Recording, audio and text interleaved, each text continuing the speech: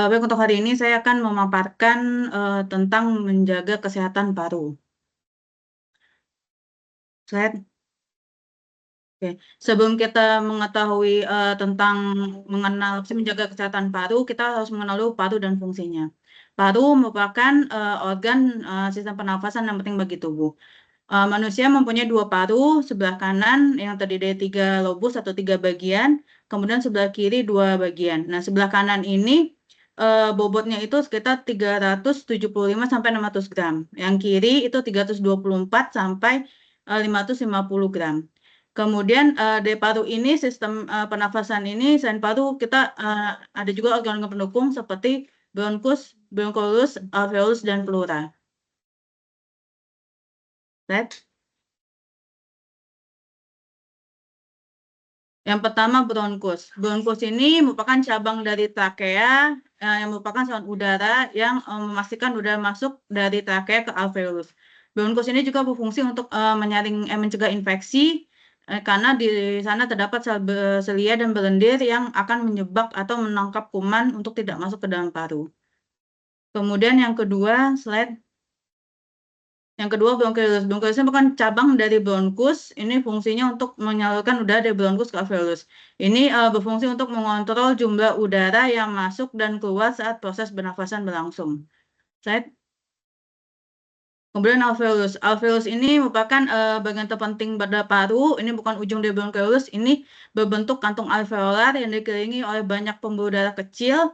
Dan di sini sebagai berfungsi untuk tempat pertukaran oksigen dan karbon dioksida. Slide.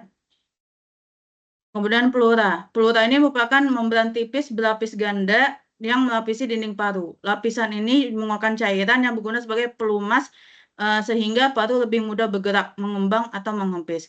Kalau misalnya cairan di pleura ini membesar, berarti kita bisa disebut dengan efusi pleura. Slide. Fungsi paru. Fungsi paru yang pertama, kita sebagai sistem pernafasan paru merupakan salah satu organ dalam sistem pernafasan yang di mana proses kerja sistem pernafasan mulai dari udara masuk melalui hidung atau mulut hingga ke paru. Yang kedua, sebagai proses tempat pertukaran oksigen dan karbon dioksida. Slide. Kemudian yang ketiga itu melindungi tubuh dari infeksi kuman. Sistem pertahanan yang ada di paru akan melindungi tubuh dari infeksi kuman, yaitu berupa berbentuk lendir yang bisa menangkap kuman dan yang masuk dan yang akan dikeluarkan dari tubuh melalui batuk dan bersin. Kemudian menyeimbangkan pH darah, kemudian sama fungsinya untuk melindungi organ jantung, yang untuk melindungi organ jantung apabila mengalami benturan. Slide. Kemudian deteksi dini kelainan paru. Deteksi dini penyakit baru dapat menghasilkan hasil yang lebih baik, termasuk tingkat kelangsungan hidup yang lebih baik dikarenakan jika terganggunya kerja paru maka akan mempengaruhi fungsi tubuh dan kesehatan tubuh secara keseluruhan. Penyakit paru seringkali tidak menunjukkan gejala pada tahap awal, namun ketika gejala muncul biasanya sudah pada dalam stadium lanjut dan pengobatan bisa lebih menjadi sulit. Saya Penyakit paru ada berbagai macam. Yang pertama penyakit infeksi itu terdiri tuberkulosis paru yang disebabkan oleh kuman Mycobacterium tuberculosis, kemudian pneumonia bisa disebabkan oleh infeksi kuman, virus, kemudian mikosis paru bisa disebabkan oleh infeksi jamur. Kemudian penyakit penyempitan saluran nafas yang bisa kita sebut dengan asma atau enggak PPOK. Kemudian penyakit keganasan di paru atau kanker paru. Slide. Kemudian ini ada resiko tinggi kelainan paru. Jadi beberapa orang yang mengalami kelainan paru banyak di perokok aktif atau pasif, kemudian orang yang terpapar polusi udara atau zat beracun di tempat kerja, kemudian orang dengan riwayat keluarga penyakit paru, contohnya kanker paru, kemudian orang dengan sistem kekebalan tubuh yang lemah. Slide. Deteksi dini penyakit paru dapat dilakukan jika timbul gejala atau keluhan berupa batuk, terutama batuk yang lebih dari 2 minggu yang tidak sembuh-sembuh, yang sudah diobati dengan antibiotik, kemudian batuk berdarah, kemudian sesak nafas, dan nyeri dada. Slide. Deteksi dini penyakit paru dapat dilakukan berbagai macam pemeriksaan. Yang pertama, ronsen dada. Ronsen dada merupakan pemeriksaan radiologi yang sangat sederhana. Ini bisa mendiagnosis berbagai macam penyakit, yaitu seperti pneumonia, kanker paru, kemudian tuberkulosis, dan jaringan paru atau fibrosis. CT scan dada. CT scan dada ini merupakan pemeriksaan yang lebih terperinci sehingga dapat membedakan kalau misalkan antara TB paru itu kadang berbentuknya bisa seperti massa paru. Nah, dari CT scan ini bisa membedakan apakah itu infeksi TB paru atau massa paru. Kemudian bronkoskopi. Bronkoskopi ini pemeriksaan untuk melihat ke dalam saluran nafas. Spirometri. Spirometri bukan nanti tes fungsi paru. Dia fungsinya untuk mengetahui berapa banyak udara yang dihirup dan dikeluarkan. Dan spirometri ini fungsinya bisa juga untuk mendiagnosis apakah orang tersebut menderita asma atau PPOK. Kemudian tes analisa gas darah arteri. Ini fungsinya untuk mengetahui berapa jumlah oksigen dan karbon dioksida di dalam tubuh. Kemudian tes gen expert sputum atau dahak. Ini fungsinya untuk mendiagnosis pasien untuk TB paru. Slide. Kemudian ini tips menjaga kesehatan paru. Yang pertama, berhenti merokok dan menghindari asap rokok. Rokok merupakan salah satu pemicu penyakit paru dan penyebab utama dari kanker paru dan penyakit paru obstruksi kronis atau PPOK. Oleh sebab itu, kita harus berhenti merokok. Tidak hanya perokok aktif, orang yang tidak merokok juga disarankan menjauhkan asap rokok, terutama di ruang tertutup. Karena di ruang tertutup, jika asap rokok di situ ada, walaupun orang tersebut tidak merokok, asapnya itu tetap masih bisa menempel di entah di sofa, entah di karpet, entah di hordeng. Kemudian yang kedua, hindari polusi di luar ruangan, seperti asap kendaraan, pabrik, dan kebakaran. Ini di luar ruangan juga kita harus memakai masker untuk cara menghindarinya. Kemudian hindari polusi di dalam ruangan, seperti asap rokok, asap dapur, dan debu. Kemudian vaksinasi. Vaksinasi ini bisa untuk penyakit pneumonia. Kemudian slide. Kemudian mengobati penyakit paru. Mengobati penyakit paru seperti bila pasien sudah terdiagnosis asma, maka itu harus pengobatan teratur setiap bulan supaya tidak paru-parunya mengalami kerusakan lebih lanjut. Kemudian juga penyakit TB paru. TB paru biasanya orang harus berobat untuk selama 6 bulan atau enggak 9 bulan.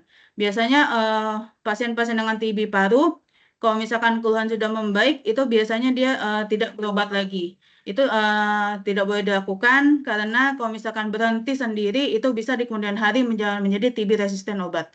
Kemudian yang keenam, menjaga kebersihan. Menjaga kebersihan seperti kita sering untuk mencuci tangan, karena diperkirakan tangan itu menyebabkan 80% dari penyakit pernafasan yang menular. Kemudian olahraga. Olahraga ini kita sering untuk olahraga teratur seperti olahraga dari pernafasan, dan juga untuk kesehatan paru disarankan seperti aerobik, kemudian berjalan, bersepeda, berenang, ataupun jogging. Dan lakukan olahraga setidaknya 30 menit 3 kali seminggu dan sesuai dengan kemampuan dan kondisi tubuh. Kemudian yang ke-8, konsumsi antioksidan, salah satunya vitamin C yang terdapat di biasanya banyak buah-buahan. Slide. Baik, pelajari penyakit yang Anda pelajari penyakit yang Anda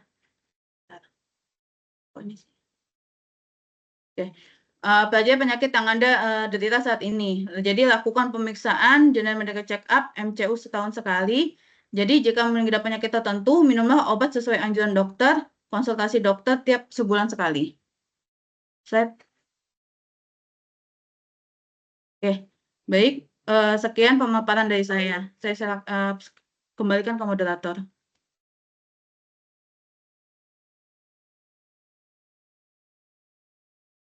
Ya, terima kasih Dr. Yulia atas pemaparan materinya. Bagi Bapak Ibu Soho People yang memiliki pertanyaan, boleh silakan dituliskan di kolom chat atau boleh raise hand juga ke Dr. Yulia untuk menyampaikan pertanyaannya. Nah, Dok, tadi kan disampaikan ya Dok ya, ada beberapa tanda-tanda gitu ya, ada nyeri dada seperti itu Dok ya.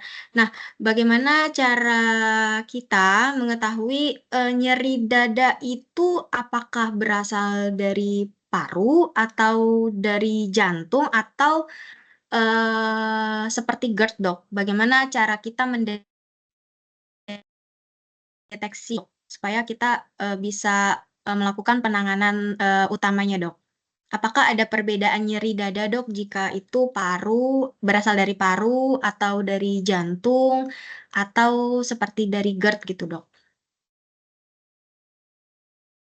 Baik, untuk nyeri dada, kalau misalkan paru sebenarnya sih kita nggak tahu itu dari paru atau gimana. Tapi kalau misalkan di jantung, biasanya dia nyerinya sebelah kiri, itu dia sampai menusuk ke punggung dan bisa menjalar ke lengan. Kalau misalkan nyeri pada dada bagian paru itu biasanya kalau misalkan kita bernafas dalam, itu biasanya sakit gitu. Gitu. Kalau GERD itu juga nggak bisa bedain, kita harus lakukan pemeriksaan fisik juga. Oke. Nah, mungkin, kira-kira misalnya kita hari ini nyeri dada ya, Dok, ya. Nah, apakah kita harus langsung atau kita, membutuhkan pertolongan yang seperti apa, Dok, supaya, cepat penanganannya, Dok? Kalau misalkan nyeri dada, itu biasanya kita tarik nafas dalam dulu. Kalau misalkan tidak berkurang, baru periksakan ke dokter. Ya, apalagi jika itu dirasa sangat mengganggu aktivitas sehari-hari ya, Dok, ya. Baik. Misalnya jadi tidak, bisa melakukan, pekerjaan atau tidak bisa istirahat dengan baik gitu ya, Dok, ya, sebaiknya langsung menghubungi, tim medis setempat ya, Dok, ya. Nah, Apalagi kalau misalkan ada mhm, riwayat hipertensi, Mbak. Jadi nyeri dada mesti hati-hati. Kayak oke, gitu. untuk pengaruhnya seperti apa, Dok? Misalnya kita ada nyeri dada dan kita ada riwayat hipertensi, Dok? Biasanya lebih ke jantung, Mbak, ininya. Gitu. Oke, berarti yang punya riwayat hipertensi jika ada nyeri dada segera, minta pertolongan ya, Dok, ya, supaya bisa ditangani dengan baik. Nah, kemudian, Dok, untuk tadi kan dokter ada menyebutkan ya, Dok, ya, itu dengan cara melakukan salah satunya spirometri ya, Dok, ya. Boleh dijelaskan lebih detail, Dok, mengenai, pemeriksaan spirometri untuk mendeteksi apakah ada, eee, penyakit di paru kita atau seperti apa, Dok? Bagi kapan kita melakukan spirometri dibutuhkan spirometri atau membutuhkan ronsen, Dok? Deh. Kalau misalkan ronsen kan pemeriksaan yang sangat sederhana. Itu biasanya kita ke ronsen terlebih dahulu. Kalau spirometri ini, jika ada keluhan sesak nafas yang kita mengarah ke asma atau nggak ke PPOK, itu kita biasanya membutuhkan spirometri. Ini jadi kayak alat untuk tes fungsi paru, jadi kayak alat seperti tiup-tiup gitu. Nah itu kita kalau misalkan setelah kita periksa fungsi parunya, nanti kita ada pemberian obat. Kalau misalkan dengan pemberian obat itu fungsi parunya lebih baik dari sebelum pemberian obat, itu kita menuju ke asma. Tapi kalau tidak membaik, berarti ke arah PPOK. Dan spirometri ini bisa biasanya hasilnya kalau nggak obstruksi, kalau nggak restriksi. Kalau obstruksi ini bisa disebabkan oleh tadi asma, PPOK, atau nggak bronkitis, atau nggak suatu penyumbatan kayak kanker paru di situ ada. Nah, kalau restriksi ini jadi selain di luar saluran nafas. Jadi misalkan di parunya dia ada infeksi kayak infeksi TB itu bisa, pneumonia itu bisa pengambilan deteksi, atau enggak dia ada efusinya cairan yang terperangkap di paru-paru gitu. Kemudian bisa juga untuk tulang atau enggak diafragma itu juga bisa karena dia susah bernafas ya kan karena diafragma yang bermasalah atau apa itu bisa menyebabkan deteksi. Itu fungsinya dari spirometri. Dan juga Oke, spirometri ini juga selain mendiagnosis itu juga kita bisa melakukan lagi untuk evaluasi pengobatan dari asma dan PPOK. Apakah pengobatan yang sudah kita lakukan, kita jalani itu membaik apa tidak sebelum dikasih obat gitu. oke, berarti, jika misalnya ya, Dok, bagi penderita asma ya, nah diketahui dari hasil spiro tersebut ada tanda-tanda, asma gitu ya, Dok, kemudian diberikan obat. Nah, setelah itu, untuk pemeriksaan selanjutnya, Dok, spiro itu disarankan berapa bulan setelah mendapatkan pengobatan, Dok? Kalau misalkan pasien asma biasanya 1 tahun. Kalau Oke, misalkan pasien PPOK biasanya 6 bulan, 6 6 bulan bulan, sekali. oke. Iya. Oke, Dok, mau tanya, nah, kalau untuk penderita asma sendiri, Dok, itu apakah bisa sembuh, Dok, atau hanya bisa diturunkan, risikonya, Dok? Kalau misalkan asma itu sebenarnya tidak bisa sembuh, dia tapi bisa dikendalikan kayak gitu. Jadi kan asma itu kan ada faktor resikonya. Misalkan kita sesak nafas karena terpapar debu, entah udara dingin gitu. Kemudian entah karena kecapean kayak gitu. Itu faktor risiko itu yang mesti dihindarin. Selama faktor risiko itu tidak bisa dihindarin, itu akan sesak-sesak aja kayak gitu. Oke, ini ada beberapa pertanyaan dok yang sudah masuk di kolom chat. Saya akan bacakan satu persatu ya dok ya. Yang pertama dari Pak Timotius dok. Perkenalkan saya Timotius dok. Olahraga juga penting ya dok ya. Nah Pak Timotius ini salah satu instruktur yoga kami dok. Gitu. Jadi beliau ingin tanya olahraga apa dok yang bagus untuk menjaga kesehatan paru dok? Mohon jawabannya dok. Kalau olahraga yang baik untuk kesehatan paru sih, yang pertama latihan pernafasan. Latihan pernafasan untuk yang sederhana sih pas saat kita bangun tidur bisa kita kurang lebih 5 menit lah. Jadi tarik nafas dalam, keluarkan. Itu sama 5 menit. Tapi yang untuk disarankan juga bisa aerobik juga bisa, kemudian berjalan, jalan kaki juga bisa, kemudian bersepeda, berenang atau jogging itu juga bisa. Kayak gitu. Oke. Nah, ada tanggapan dari Pak Tim?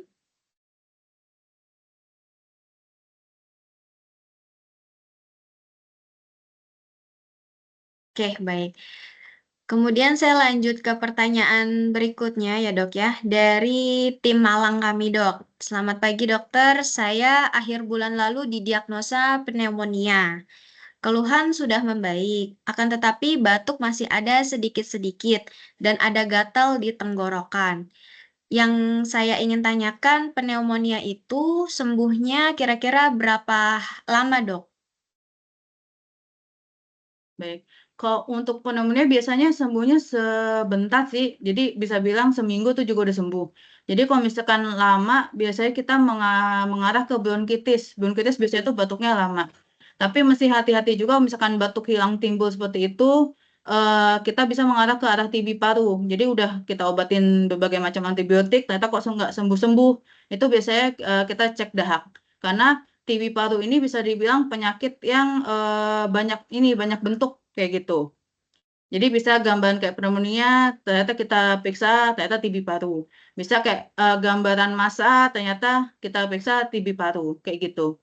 Jadi kalau misalnya udah batuk lama lebih dari 2 minggu, udah kita obatin tidak kunjung sembuh, itu sebaiknya sarankan ke cek dahak. Oke, berarti jika 2 minggu tidak membaik, sebaiknya disarankan kembali lagi ke dokternya ya dok ya, untuk mendapatkan penanganan selanjutnya seperti apa. Oke, nah dok, tadi kan dokter juga sebutkan ada vaksinasi ya dok ya, salah satunya vaksinasi pneumonia ya dok ya di slide dokter. Nah, itu seberapa efektifnya dok kita mendapatkan vaksinasi pneumonia supaya terhindar dari penyakit tersebut dok? Untuk vaksinasi sebenarnya lebih apa sih efektif banget sih Mbak. Jadi kalau misalkan kita vaksin kurang lebih setahun sekali gitu, itu biasanya bisa terhindar dari pneumonia kayak gitu. Itu setahun sekali diulang ya dok ya? Setahun sekali. Oke, 1 tahun sekali. Oke. Baik, lanjut ke pertanyaan berikutnya dok dari Ibu Ingrid terkait makin tingginya dok sekarang nih tingkat polusi ya dok ya yang sangat menyeramkan gitu ya. Nah, untuk vaksin pneumonia dilakukannya itu sebaiknya dilakukannya kapan dok? Apakah dari sejak dini atau dari usia berapa gitu dok? Kalau vaksin pneumonia bisa dari dini sih Mbak. Maksudnya kalau misalkan walaupun kita nggak sekarang lagi nggak ada gejala, kita bisa divaksin juga nggak apa-apa untuk menghindari pneumonia kayak gitu. Kalau untuk anak-anak dok, batasan minimal usianya dapat divaksin pneumonia itu umur berapa dok? Kalau anak sih biasanya lebih ke dokter anak sih Mbak kayak Oke, gitu. kalau Mm. untuk lansia dok, Kalau misalkan lansia itu sebenarnya nggak lansia juga, kita usia muda juga bisa kita ini produktif, maksudnya vaksin juga pneumonia. Jadi nggak tunggu lansia juga kita bisa divaksin pneumonia.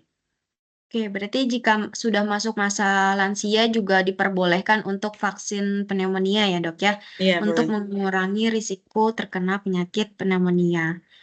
Oke, jika ada tambahan silakan ya Bu Ingrid. Apakah ada tambahan Bu Ingrid? Cukup, makasih informasinya. Ya, terima kasih Bu Ingrid. Selanjutnya dari Pak Yuspin, Dok. Ketika terjadi benturan keras di dada dan menyebabkan sakit berupa sesak, Dok. Misalnya dalam berolahraga sepak bola yang tidak menggunakan pengaman dada gitu ya, Dok ya. Apakah ada pengaruh yang berdampak lebih lanjut ke paru-paru, Dok? Bagaimana cara mengetahui ada atau tidaknya impact terhadap paru-paru akibat benturan tadi, Dok? Oke. Untuk benturan bisa mempengaruhi dengan paru-paru. Misalkan kita di ronsen itu kita akan kelihatan dengan apa sih trauma di parunya. Kayak gitu. Jadi walaupun kita misal olahraga kena dada terus sakit, ini lebih baik ke dokter kayak gitu. Apakah kena paru atau bagaimana gitu. Kalau misalkan diistirahatkan masih kok nggak enak ya dadanya atau gimana, itu tetap periksa ke dokter. Oke, jadi jika keluhan itu terus ada setelah istirahat dari olahraga, keluhan tetap ada, sebaiknya langsung datang ke fasilitas kesehatan ya dok ya untuk dicek lebih lanjut apakah benturan tersebut terkena parunya atau organ lainnya yang ada di dada ya dok ya. Iya. Oke, Pak Yusfin apakah ada tambahan Pak?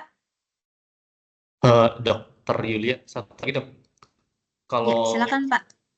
misalnya untuk berolahraga yang cukup berat ya, apakah penderita asma itu boleh ikut terlibat atau ada batasan-batasan olahraga tertentu saja yang bisa dia lakukan? Tapi konteksnya bukan yang berkaitan dengan olahraga yang ringan, olahraga yang cukup berat, dok. Bisakah? Nah, ya, kok untuk olahraga pada pasien asma sih sebenarnya tidak dilarang.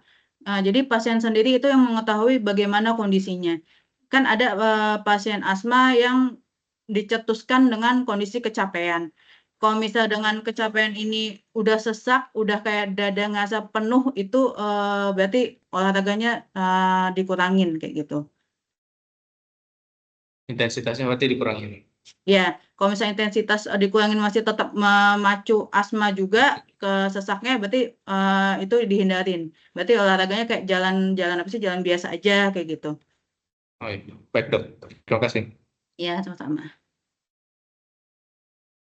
Ya, berarti untuk olahraga yang kita perlu lakukan dalam menjaga kesehatan, kita lihat juga untuk kesehatan diri kita ya dok ya, jika dirasa olahraga itu ada efek negatifnya, mungkin kita harus turunin intensitasnya ya dok ya, atau kita memilih olahraga lain yang dengan intensitas lebih rendah ya dok.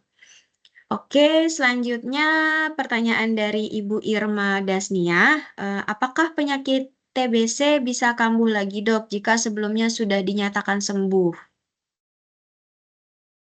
Baik untuk sakit TBC itu bisa kambuh lagi. Soalnya TBC ini bisa dibilang penyakit infeksi yang kuman itu berada di udara. Kayak gitu. Jadi walaupun pasien ini udah sembuh, tapi tidak menjaga kesehatan parunya gitu. Misalkan tidak pakai masker atau gimana. Nanti misalkan di luar tiba-tiba ada orang yang batuk segala macam, kita nggak ada pakai masker, nggak lindungin diri, kita nggak tahu orang batuk ini apakah sakit TB apa bukan. Kayak gitu. Bisa jadi habis bilang antibodi kita lagi turun, itu kumannya bisa masuk lagi dan bisa kembali lagi untuk sakit gitu. Oke, nah dok, jika tadi kuman TB-nya berterbangan gitu ya dok di udara, apakah dengan menggunakan air purifier itu bisa mematikan si kuman-kuman yang terbang tadi dok? Efektifkah dok untuk bagi penderita TBC menggunakan air purifier di ruangannya sehingga jika ada kuman TBC yang berterbangan itu bisa diminimalkan dok? Itu bisa untuk mengurangi kuman TB-nya. Tapi yang lebih bisa lagi kalau misalkan ruangan ada jendela, itu setiap pagi buka jendelanya. Karena kuman TB dengan adanya sinar matahari yang masuk ke ruangan, itu akan dibunuh sendiri dengan ini sinar mataharinya. Oh, oke. Jadi juga dimasukin sinar matahari ya, Dok, ya, supaya kuman tersebut bisa mati dengan sendirinya gitu ya, Dok. Nah, Iya, untuk TBC sendiri itu menular ya, Dok, ya? sangat menular itu. Sangat menular ya, Dok, ya. Bagaimana mengantisipasinya, Dok, jika misalnya dalam satu rumah atau kita seruangan dengan kita tahu ada penderita TB, Dok? Kalau misalkan dalam ruangan ada atau nggak semua ada penderita TB itu kan penyakitnya sangat menular. Itu lebih baik kita memeriksakan diri juga ke dokter. Kayak gitu. Apakah sudah menular atau belum? Karena ada juga pasien TB itu tidak terdapat kelainan. Kayak gitu. Misalkan kadang banyak orang yang MCU tiba-tiba dia nggak punya keluhan, parunya bermasalah ternyata itu TB itu bisa gitu. Karena pada pasien dengan yang bisa dibilang usia produktif itu kan antibodinya masih tinggi-tingginya nih gitu. Jadi untuk keluhannya nggak ada gitu, nggak muncul kayak gitu. Tapi ternyata di dalam parunya sudah ada berkembang sakit TB-nya tuh. Oke, berarti TB juga bisa tidak menimbulkan gejala ya, Dok, ya? Bisa. Terlihatnya mungkin di saat kita medical check up ya, Dok, ya. Mm, Perusahaan kami kan setahun sekali medical check up, Dok. Mungkin bisa terlihat TB itu dari hasil ronsen ya, Dok, ya? bisa, bisa. Oke. Kemudian pertanyaan berikutnya, Dok, dari Ibu Suli. Izin bertanya, jika kalau batuk udah 5 tahun lebih suka hue atau hidung meler, Dok. Nah, apakah itu termasuk TB atau gangguan paru lainnya, Dok? Baik. Kalau misalkan untuk mendiagnosis TB sih kita cek dahak dulu. Misalkan cek dahak tadi yang TCM atau Gen Expert, jika negatif berarti itu bukan ke arah TB. Bisa aja batuk ke arah alergi gitu. Oke. Oke, kalau batuk alergi itu berarti penanganannya dengan apa, Dok? Dengan obat kah atau seperti apa, Dok? Kalau misalkan dengan obat itu kan karena batuk masih ada. Sebenarnya sih menghindari alerginya ini kayak gitu. Nah, kita bisa sebenarnya cekin alergi itu ke dokter, kalau nggak THT ke kulit itu. Biasanya kan kita cek kayak tempel gitu, tes tempel. Nah, mana yang alergi itu yang mesti dihindarin. Oke, jadi kita harus mengetahui ya, Dok, ya, apakah yang menjadi faktor alergi tersebut ya, Dok, ya. Ibu Suli, apakah ada tambahan pertanyaan, Dok? Bu Suli, silakan, Bu. Baik, terima kasih Bu Ayu dan dokter. Sebenarnya sih saya ini titipan pertanyaan juga sih. Nah, katanya dia dapat info gitu kan. Sebenarnya katanya sempat kena TBC, terus sampai muntah darah gitu. Terus tapi hanya berobatnya 6 bulan dan gak konsul lagi gitu. Nah ini yang dimaksud yang tadi itu dok, yang 5 tahun gitu. Terus apakah benar juga yang terkena TBC itu nggak boleh makan pedas ya dok? Kalau kena TBC nggak boleh makan pedas sih enggak sih, Bu. Pedas itu cuma apa sih, bisa bilang kita untuk jangan sampai batuknya itu ini timbul lagi kayak gitu. Kan pedas itu kadang merangsang batuk itu yang suka nggak enak. Nah, karena batuk itu pasien TB biasanya kuman itu akan menular melalui batuk kalau nggak bersin. Kayak gitu. Kalau kumannya jumlahnya banyak, itu pun dengan berbicara aja kita bisa menularkan kuman itu. Jadi sebagai apa sih bisa bilang apa ya namanya, menghindari batuk lah gitu, supaya jangan batuk gitu. Hindari dulu yang memicu-micu batuk. Terutama Oh gitu. pedas, gorengan kayak gitu, yang dingin-dingin kayak gitu. Terus kalau misalnya tahu benar-benar sembuh itu gimana dok? Kalau misalkan tahu benar-benar sembuh, biasanya kalau di kita pasien yang mau akhir pengobatan kita cek lagi ronsen dan juga ininya apa sih namanya dahaknya gitu. Biasanya kalau Dari misalnya di bulan sampel. kedua saya periksakan dahaknya juga kayak gitu. Nah, biasanya bulan kedua ini kita mentargetkan dahaknya itu udah negatif kayak gitu. Oke, berarti benar harus pengecekan lebih lanjut ya. Iya. Baik dok, ya, baik Bu Ayu itu saja. Makasih ya. Terima kasih, Bu Suli. Ya. Baik. Dokter Yulia, apakah masih di ini, Dok, di Teams? Oh iya. Ya. Kayak ini. Oke, saya lanjut ke pertanyaan berikutnya ya, Dok, ya. Dok, Nah, saya kan juga pernah dengar nih dok, ada istilah batuk 40 hari dok. Nah, secara medisnya itu seperti apa sih dok? Apakah itu mitos atau itu dikategorikan sebagai penyakit paru lainnya dok?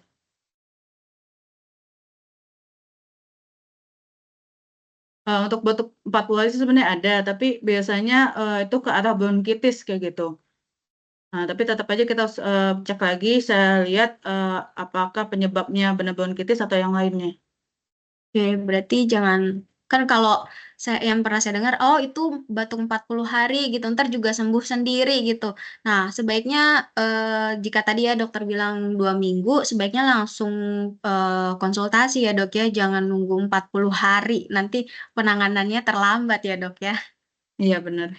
Oke, untuk pertanyaan berikutnya dari Ibu Teresia Romauli, dok, tanda pneumonia pada bayi apa ya dok ya? Dan kapan kita harus bawa bayi periksa ke dokter kalau lagi batuk atau pilek? Kalau untuk bayi sih biasanya dia dengan bersin-bersin, kemudian ada demamnya, kemudian kalau misalkan nafas itu kayak agak sesak dan kita perhatiin di hidung, kalau misalnya hidungnya udah kayak ada gerak-gerak itu berarti dia sesak nafas, kayak gitu. Dan itu apa sih namanya, cepat lakukan pemeriksaan ke dokter, seperti itu. Oke, jadi jika hidungnya sudah sepertinya tidak biasanya langsung dikonsultasikan ya dok ya, karena kan bayi itu sangat rentan ya dok ya. Oke, ada tanggapan dari Bu Tere? Silakan Bu. Nggak ada Mbak, thank you. Terima kasih Bu Tere. Oke dok, pertanyaan berikutnya dari Ibu Susi Susanti. Pagi dok, jika sudah selesai menjalani pengobatan TB paru selama 7 bulan, tapi setelah MCU, kemarin hasilnya spesifik lama aktif. Apa ini TB paru masih aktif atau untuk selamanya spesifik lama aktif dok? Mohon penjelasannya. Baik, untuk pemeriksaan itu sebenarnya kita cekin lagi dahaknya sih. Kalau misalkan dahaknya itu negatif, kemungkinan itu karena proses ini aja kayak penyembuhan. Tapi kalau misalkan positif, itu biasanya kita pengobatan kita lanjut lagi, entah 9 bulan atau bisa sampai 1 tahun. Kayak gitu. Berarti di hasil ronsen itu tetap terlihat ya dok ya? Tetap terlihat. Kita kan sebenarnya untuk mengevaluasi pasien TB itu dari keluhan sama dahak sebenarnya. Kalau dari ronsen kita lihat dulu perbaikan apa tidak. Kalau misalkan perbaikan, ya kan dengan keluhan tidak ada dan dahak negatif di akhir pengobatan itu biasanya stop. Tapi kalau misalkan dinyatakan kok ronsennya nggak perbaikan, kayak gitu masih aja, itu biasanya kita pengobatan kita lanjut, kita tambah. Oke, jadi walaupun sudah, jadi selama kalau dokternya belum menghentikan obatnya ya dok ya, sebaiknya kontrolnya tetap rutin ya dok ya. Iya, tetap rutin. Kalau untuk ini dok, yang dulu pernah terkena COVID ya dok ya, apakah itu akan tetap muncul dok di hasil ronsennya atau hasil spironya gitu dok? Kalau misalkan untuk terkena COVID itu sih ada orang yang sampai sekarang masih muncul. Itu biasanya fibrosis, jadi penyembuhan dari COVID-nya. Ada juga yang bisa bilang parunya udah bersih kayak gitu. Biasanya kalau untuk yang masih muncul kayak fibrosis itu biasanya ada keluhan kayak sesak-sesak kayak gitu. Tapi sesaknya nggak terlalu sesak, jadi kayak kok ngerasa nggak enak ya dadanya tuh bisa kayak gitu. Oke, jadi jika memang ada keluhan sesak tadi dok ya, baiknya dikonsultasikan lagi ke dokter spesialis parunya. Oke, berikutnya pertanyaan dari Ibu Rere. Ini ada 2 hal yang ingin ditanyakan oleh Bu Rere. Yang pertama, perokok aktif yang sudah berhenti, gusi dan giginya cenderung akan terus menghitam. Meskipun sudah sering scaling dan nafasnya juga masih ada aroma tembakaunya dok. Apakah ada cara efektif untuk menghilangkan zat nikotinnya dok? Kalau zat nikotin sih ada sih obat, tapi saya mohon maaf agak lupa obatnya apa, kayak gitu. Tapi biasanya ada obat. Tapi kalau untuk arah ke sana, coba konsultasikan ke gigi mulut dulu, kayak gitu. Kenapa kok masih ada nafas berbau atau gimana, kayak gitu. Oke, jadi sebaiknya dikonsultasikan ke dokter spesialis gigi dan mulut ya dok ya, untuk Iya. bisa mendapatkan penanganan bagaimana cara menghilangkan nikotin yang ada di mulut atau mengurangi aroma tembakaunya ya, Dok. Nah, pertanyaan keduanya, Dok, mantan perokok yang sering tersedak pada saat tidur, hal apa yang harus diperhatikan, Dok? Hasil ronsen MCU tahunannya hasilnya bagus, Dok. Oke. Kalau tersedak sih sebenarnya kita kita arah ke spirometri. Kita cek spirometrinya dulu, terus kita lihat seberapa besar penyempitan di situ. Kayak gitu. Karena kalau misalkan mantan perokok bisa dibilang pernafasannya itu, saluran nafas itu tidak bisa kembali ke normal, dia tetap menyempit. Gitu. Jadi kenapa pasien yang dengan rokok dengan PPOK itu akan menjalani pengobatan seumur hidup karena saluran nafasnya itu tidak tidak kembali lagi kayak kalau asma kan dia bisa kembali lagi kayak gitu. Kalau misalkan perokok itu dia tidak bisa kembali, dia kaku gitu. Oh, oke. Jadi saluran pernafasannya itu mengalami perubahan ya, Dok ya, Iya. bagi perokok walaupun udah berhenti lama gitu ya, Dok. Oke, ada tambahan kah dari Bu Rere? Cukup, Mbak Ayu. Makasih, dokter. Terima kasih, Bu Rere. Pertanyaan selanjutnya, Dok, dari Pak Arni. Selamat pagi, Dok. Apakah penderita TB yang sudah dinyatakan sembuh dapat kambuh kembali, Dok, TB-nya? Dan jika hal tersebut, Dok, apakah ada pemicu lainnya, Dok? Kita kan udah dinyatakan TB-nya nih sembuh ya, Dok. Tiba-tiba kambuh lagi, itu ada pemicu lainnya kah, Dok? Oke. Kalau misalkan tadi TB paru sudah saya jelaskan yang tadi itu bisa kambuh lagi. Tapi untuk pemicu itu ada faktor risiko lain misalkan pada orang-orang yang terkena diabetes mellitus. Kemudian untuk juga pasien yang merokok. Kalau diabetes mellitus itu bisa dibilang gulanya itu mesti terkontrol kayak gitu. Kalau misalkan gulanya nggak terkontrol, tinggi-tinggi terus, itu gulanya itu akan menjadi menurunkan sistem imunnya. Kemudian dia gula sendiri itu sebagai makanan bagi kuman TB-nya itu. Jadi kalau misalkan sembuh, terus nggak diobatin penyakit gulanya, kemudian masih ada kebiasaan merokoknya, itu bisa kambuhnya lebih cepat lah seenggaknya. Kayak gitu. Oke, jadi memang ada pemicu lainnya ya, Dok ya. Apakah ada tanggapan Pak Arni? Cukup, terima kasih, Dok. Terima kasih Pak Arni. Baik, saya lanjut ke pertanyaan berikutnya dari Ibu Anissa, Dok. Saat kena debu, nafas saya langsung sakit. Lalu kalau makan makanan yang asam dan pedas, langsung sesak nafas seperti tersumbat. Nah, itu tadi dokter juga sempat jelasin ya, Dok ya, bahwa makanan pedas itu bisa memacu tenggorokan ya, Dok ya, sehingga mungkin bisa berakibat juga ke saluran pernafasan. Namun dari hasil ronsen tidak ada temuan terkait risiko penyakit paru. Pertanyaannya ada 3, Dok. Yang pertama, apakah reaksi tubuh tersebut normal, Dok? Oke. Kalau yang untuk sesak nafas ada faktor pemicunya itu justru tidak normal itu. Gitu. Maksudnya karena tadi makanan pedas ya, makanan pedas jadi sesak, terus tadi apa lagi Mbak, satu lagi? Satu lagi itu kalau kena debu, Dok. Ya kena debu. Itu bisa mengarah, kalau ada faktor pemicunya bisa mengarah ke asma. Gitu. Maka itu nanti kita akan mengevaluasi spirometri. Spirometri itu kalau misalkan di ronsen asma tuh biasanya nggak kelihatan sakitnya di situ. Justru di spirometri kita kelihatan seberapa besar obstruksi atau penyumbatan di saluran nafasnya itu. Kayak gitu.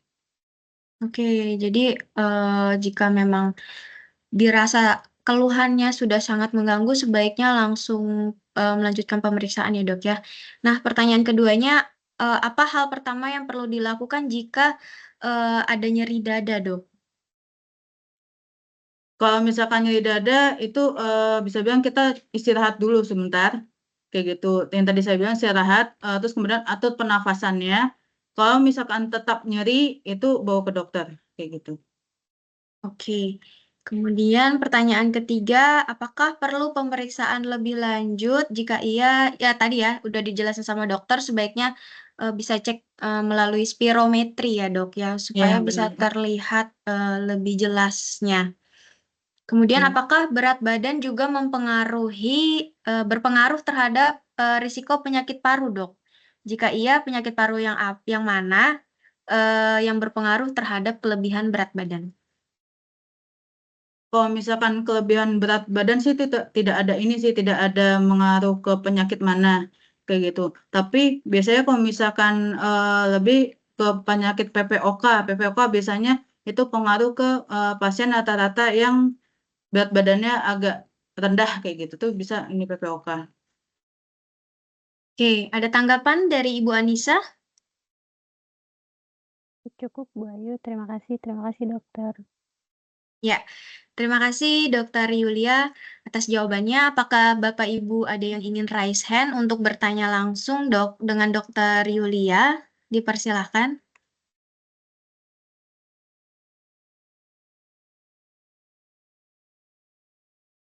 Oke, baik. Sepertinya pertanyaannya sudah cukup, Dokter. Saya ingin mengucapkan terima kasih kepada Dokter Yulia atas pemaparan materinya, atas ilmunya, pengetahuannya, dan juga jawaban atas pertanyaan-pertanyaannya, sehingga menambah knowledge bagi kami bagaimana pentingnya menjaga kesehatan paru yang merupakan salah satu organ penting di tubuh kita ya, Dok ya. Saya juga terima kasih kepada tim Mandiri InHealth, Pak Fajar, dan juga Alia Hospital Jakarta, Ibu Ayu, dan tim atas penyelenggaraan Health Talk hari ini. Apakah ada closing statement dari Dr. Yulia sebelum webinar kami tutup, Dok? Baik, untuk closing statement-nya, jika, seseorang ada gejala, itu, lebih baik pemeriksaan secara dini.